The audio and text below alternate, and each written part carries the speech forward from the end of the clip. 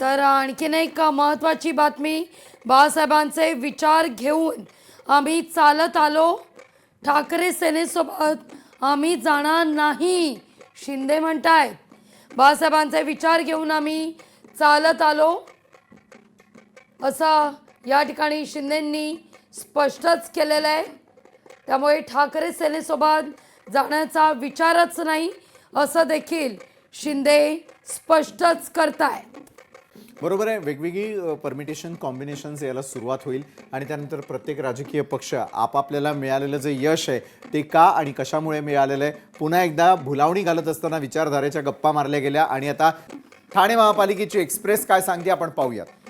ठाण्यामध्ये शिंदेची शिवसेना 55, भाजप 25 जागा मिळवताना दिसते आहे.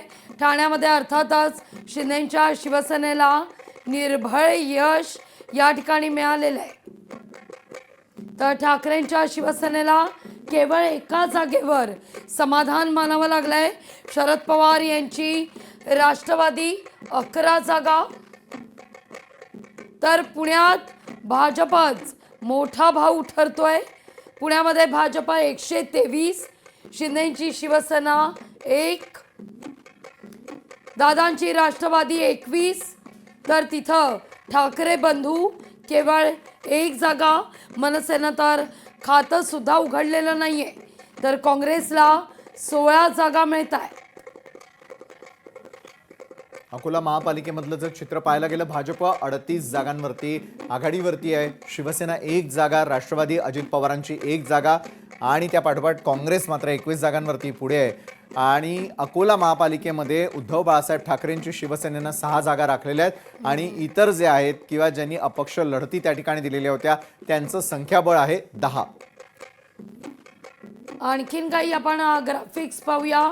पण एक महत्त्वाची बातमी, अमरावती महानगरपालिका निवडणुकीचा अंतिम निकाल.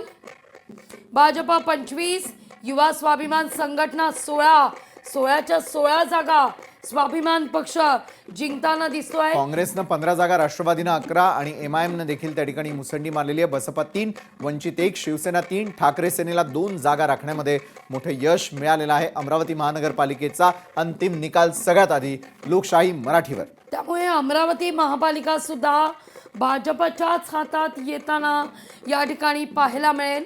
आत्तापर्यंतचं आपण पाहिलं तर मुंबई असू दे, पुणे असू दे, सगळ्यात महत्त्वाचं नवी मुंबई, अमरावती या काही महत्त्वाच्या महापालिका आहेत ज्या ठिकाणी भाजप वरचढ ठरताना दिसतोय. लोकशाही मराठी ऐका, पहा, जागरूक रहा.